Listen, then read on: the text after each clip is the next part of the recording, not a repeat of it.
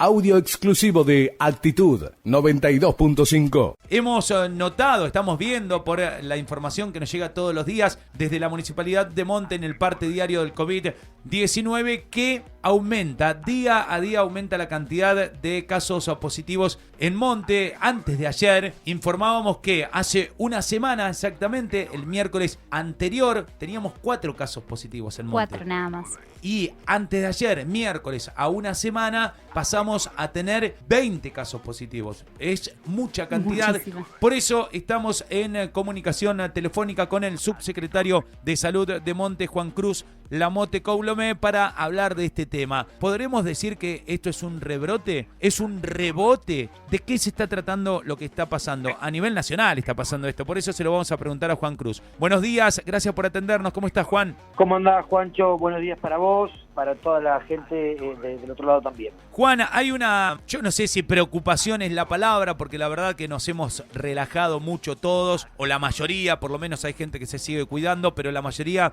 nos relajamos mucho, y cuando vemos estos números es como que uno empieza a mirarlo de reojo y dice, apa, está creciendo. ¿Cómo lo están trabajando ustedes? ¿Qué nos podés contar de esto? ¿Podría ser un rebrote este, Juan? Bueno, como vos contabas hace un ratito, hay grandes diferencias entre una semana y otra, ¿sí? Como el buen análisis que han hecho de a una semana atrás había 4 casos y hoy tenemos 24, justamente. Tenemos un aumento significativo. ¿A qué se debe esto? Y básicamente a varias cosas. Uno, en que, como comentabas, la gente circula más, la gente se relajó, se relaja, en parte porque se cansa, y hace muchos meses ya que estamos con esto, en parte también porque uno ve que, bueno, esto está pronto de terminarse, la vacuna, esto ya está, bueno, el virus ya pasó, y lamentablemente no pasó nada todavía, ¿sí? No, incluso cuando se vacune tampoco va a pasar tan rápidamente. Entonces,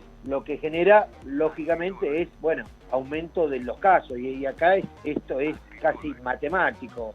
Cuando la gente se relaja, los casos aumentan, y no exclusivamente en Monte, sino en el resto de los municipios, y se está viendo que en la ciudad de Buenos Aires y en el AMBA también, y eso también nos repercute a nosotros, porque si la circulación viral es mayor, ¿sí? Nosotros tenemos un montón de personas que van y vienen al AMBA a diario, que también pueden transportar y generar mayores focos de infección con el virus. Claro, en este sentido, ¿cómo lo están trabajando ustedes, Juan? Porque hoy en día salir a decir que la gente se cuide y demás, la verdad que es bastante complicado, porque estamos viendo, no sé, me parece que la bisagra o el momento bisagra de todo esto, más allá de que venimos muy cansados, agotados de tanto aislamiento, fue el velatorio de Maradona y las cosas que vemos todos los días por televisión. ¿Cómo hacen ustedes para trabajar hoy en día con esto? Porque decir que nos cuidemos es bastante ilógico, ¿no? Sí, bueno, a ver, es real lo que comentás vos, y cuando vemos, lógicamente, Maradona, una figura que muchos argentinos creemos y es claramente un ídolo,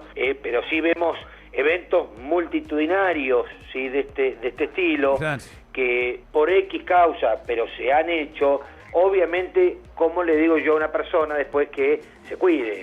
O que, ¿cómo le tengo que decir a una persona que lamentablemente perdió a algún familiar por COVID que no puede ir a hacer un velorio porque está prohibido? La verdad que sí, que eso son contradicciones que nos hemos encontrado y que uno tiene que controlarlas y que explicarle a la gente. Y sí, la verdad que tiene razón en exigir esto. Escapa de nosotros cualquier velorio de Maradona, pero lamentablemente le da la razón a la gente muchas veces. Sí, y en este caso también trayéndolo al nivel local, también acá se ha abierto la temporada, vienen muchos turistas y demás. Por eso es la pregunta, ¿cómo se trabaja ahora, Juan? ¿Cómo seguimos los montenses con este tema? Bueno, ahora empezamos a hacer algo interesante, que es hisopar a los contactos sin síntomas. Durante mucho tiempo los contactos sin síntomas eran contactos y tenían que proceder a un aislamiento de 14 días. Sí. Y ya cuando terminaban ese aislamiento podían salir. Ahora, y para justamente buscar el paciente asintomático, aquel paciente cuando cuando telemedicina se comunica no tiene ningún síntoma, uno dice, bueno, me puede decir que como no presenta síntomas, quizás no tenga el virus. Pero como hemos visto muchos casos de pacientes asintomáticos, sí, y con lo nuevo que estamos implementando es esto, entre el día 5 y el día 7 del contacto, el SAME va al domicilio de los contactos estrechos sin síntomas y los hisopamos en el domicilio. ¿Sí? ¿Qué nos permite esto? Bueno, saber si otra familia, otro grupo familiar podría tener el virus, ¿sí? Porque quizás el contacto no tiene síntomas, pero ese contacto vive con un diabético, con un hipertenso, con un mayor de 60, que claramente podría desarrollar síntomas. Entonces, lo que hacemos es adelantarnos a que esa persona que no tiene síntomas pueda contagiar a otros. Bien, es por lo que entiendo, corregime si estoy equivocado, lo que se sigue buscando es proteger más que nada a las personas de riesgo, ¿no? Para no perder vidas, porque, a ver, como se decía en un momento, me parece que si no todos, la mayoría lo vamos a tener, porque ahora con la vacuna también se atrasó, no sabemos si va a venir o no, tal vez nos contagiemos la mayoría, pero acá se trata de cuidar al de riesgo. Sí, a ver, cuando uno analiza los números, aquellas personas mayores de 60 o aquellas personas con enfermedades de base que todos conocemos, tienen una mortalidad de 17 a 20%, por ejemplo. Sí. Y cuando uno analiza al revés, los números para el otro lado, los menores de 60 sin ningún factor de riesgo, tiene una mortalidad del 0,2%. Claro. Entonces es significativamente impresionante la diferencia que hay y por eso uno debe hacer foco en esas personas. Además son esas personas las que por ahí van a necesitar o estar internados o oxígeno o lamentablemente estar en una unidad de terapia intensiva. Por eso uno hace siempre hincapié en los mayores de 60 y siempre hincapié en las personas con las enfermedades de base para poder disminuir al máximo la mortalidad de este virus que, como vos decís, es muy contagioso y es probable que gran parte de la población termine contagiada. Sí, tenemos que también decir o romper ese mito de que no pasa nada, porque la verdad que las consecuencias que quedan o lo que a uno le queda en el cuerpo no está para nada bueno. Así que tampoco creamos del otro lado que no lo haya tenido, que no pasa nada, que es una gripe fuerte. ¿Te acordás que en el principio, cuando no sabíamos, bueno, nunca se supo mucho tampoco? A ver, se saben un montón de cosas, pero no del todo, ni ustedes los profesionales de la medicina terminan de conocer este virus. Quedan rasgos en el cuerpo, quedan cosas que no están buenas. Por eso, mientras nos podamos cuidar, estaría buenísimo. Es difícil. Acá alguien dice, preguntale por qué no hacen seguimiento de salud como hacían antes. Nosotros estamos aislados y nunca llamaron. Adriana escribe esto. ¿Los aislados se los llama de telemedicina o no? Sí, se lo siguen llamando. Después, pasame el número de Adriana, dale, privado, porque muchas veces lo que sucede es que los pacientes, sí, cuando declaran los contactos, quizás no nos declaran todos y quizás llaman a las personas cuando se van acordando y dicen, no, quédate en tu casa porque te acordás que estuve con vos hace 3 días, y a nosotros nos informan una parte de los contactos. Obviamente uno siempre insiste que los pacientes nos informen en la totalidad de los contactos para hacerles el seguimiento, pero sí, telemedicina, los otros días hacíamos un balance casi de fin de año y como llama a los pacientes 2 veces por día, sí, ha hecho alrededor de 10.000 llamados de que comenzó la pandemia. Claro, tremendo. ¿Sí? Porque son muchos pacientes muchas veces y cada paciente recibe un llamado 2 veces por día los 7 días de la semana. Entonces, obviamente, sí, porque además de controlarlos médicamente, muchas familias, si no salen a trabajar, no tienen cómo llevar el pan a su mesa. Claro, ese es otro tema también. Es un día a día, entonces también se los asiste con alimentos o medicamentos muchas veces. ¿Cuál es la información como subsecretario de Salud de Monte que tenés sobre la vacuna, Juan? Bueno, a ver, como todos sabemos, la vacuna que llegaría a nuestro país es la Sputnik 5, que es la vacuna rusa. Hace más o menos 15 días tuvimos una reunión del CORESA, que es el Consejo Regional de Salud en Punta Lara, y ya se blanqueó un poco más lo que pasará en teoría, digo en teoría porque obviamente la información que desde región sanitaria tienen es la que le va llegando del Ministerio y de Nación, ¿sí? En principio la vacuna llegaría en enero, las dosis que uno ve que por ahí pueden llegar para el 24 o el 25 de diciembre en la tele, serían dosis que son muy pocas para algún personal de la terapia intensiva, ¿sí? Pero la primera carga importante de vacunas llegaría en enero, en principio, sí, serían para el personal de la salud, todas la primera lote, y posteriormente se va a vacunar, digo, en teoría, porque era lo que nos habían dicho hasta ese momento, bueno, ya era un poco de controversia, pero a los mayores de 60 y los menores de 60 con algunas de las enfermedades de base que todos conocemos. La vacunación de estos grupos se va a hacer en una escuela, ¿sí? Porque el Ministerio decidió hacerla en una escuela. ¿Acá en Monte? Acá en Monte, ¿sí? Ajá.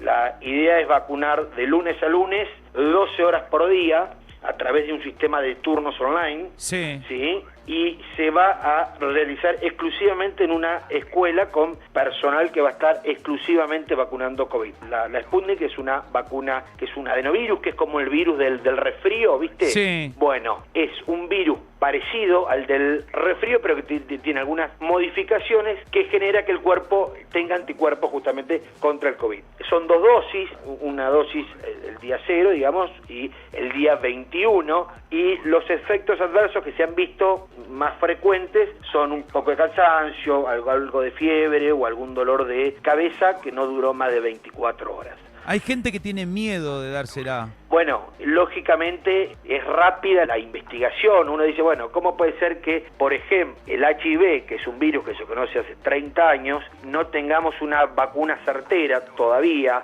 y un virus que hace un año que se conoce, ya tengamos disponibles?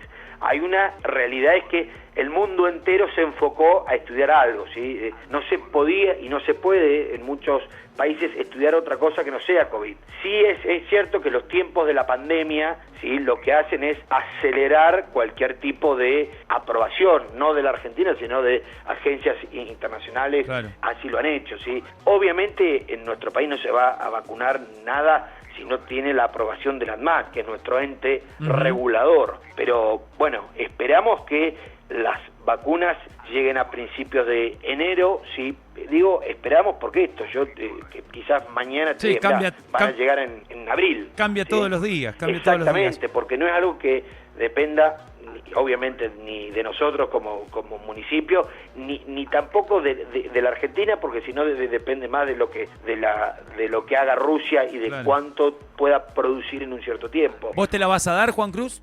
Yo sí porque, a ver, entiendo, y esto es una opinión personal como Juan, no como otra cosa, que una vacuna que ya está en fase 3, la parte de seguridad de la vacuna, ¿sí?, es la fase 1 en principio, y la fase 2 uno sigue estudiando si la vacuna es segura y evalúa los beneficios que puede tener. Cuando se aprueba eso, ahí recién pasa a la fase 3. Bien. Lo que yo pienso, digo, bueno, mal no me va a hacer, veremos cuánto tiempo es efectiva, si 3 meses, si 6, si un año o si 2, pero mal no me va a hacer porque ya tuvo un paso previo de control de seguridad en la fase 1 y después en la fase 2 y ahora obviamente en la fase 3. Ah, está recontra estudiada. ¿Cuántas veces te hisoparon? 2. 2 veces. Bueno, venís zafando por ahora, esperemos venimos zafando, además todavía sigo con un poco de congestión. Pero esperemos que no dé positivo entonces y pueda zafar. Juana, muchas gracias por estos minutos y por esta información. Y para cerrar, creo que no, si me lo dijiste me perdí, pido disculpas.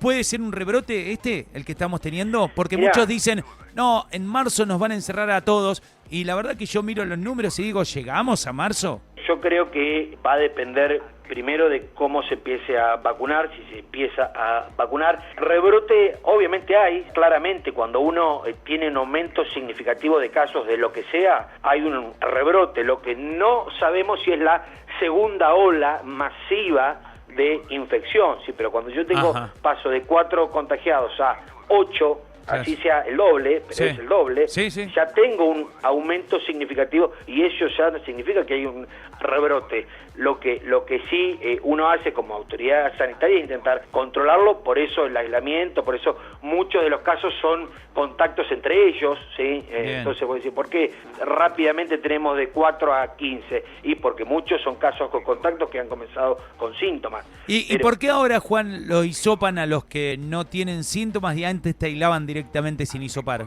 ¿Por qué? Porque se empezó a ver que los pacientes asintomáticos, ¿sí?, podrían salir a la calle antes de lo que corresponde. Ejemplo, yo estoy con vos y te enfermo a vos el día 1 y vos quizás no tenés síntomas, y como no tenés síntomas pensás, bueno, ya al día 14 puedo salir a la calle. Ahora, si dejo que una persona salga antes, quizás yo te hisopo al día 4 y no te pasa nada, pero yo te estoy hisopando en el día 7 y quizás vos en el día 7 tenés el virus. Claro.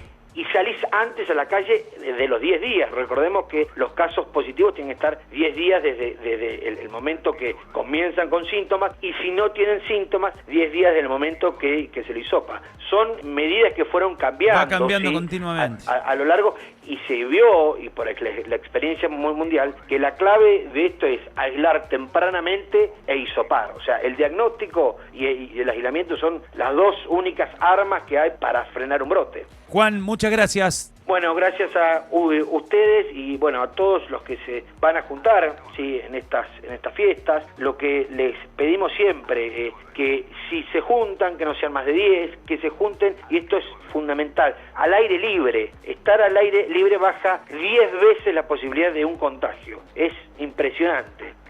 Y que lógicamente tengamos cuidado con los vasos, si va a haber gente mayor de 60, cuidarnos unos días antes, ¿sí? Porque lógicamente esto no terminará mañana ni pasado, y veremos cuando la vacuna, ¿sí?, va a empezar a ser efectiva, porque eso es otra historia. Cuando empezamos a vacunar, automáticamente no es que estamos protegidos, sino que va a esperar varias semanas. Así Qué difícil, Juan, yo te escucho y digo, qué difícil estar en tu lugar en estos momentos, porque vos decís, bueno, que no sean más de 10, y nosotros sabemos que hay fiestas clandestinas todos los fines de semana, y más de una, y mucha cantidad de gente, más de 50 por lo menos en cada una de ellas, y tener que seguir diciendo esto, tener que seguir aconsejando, debe ser muy difícil estar en tu lugar. Sí, a ver, nadie puede decir que no sabe cómo cuidarse, digamos, a esta altura. Lo que sí vos comentás es cierto, cuando hay fiestas clandestinas que lógicamente no pueden hacerse. Por eso también, y acá, y déjame hacer un apartado de esto, yo siempre apelo cuando hablo a la conciencia de los padres más que de los chicos.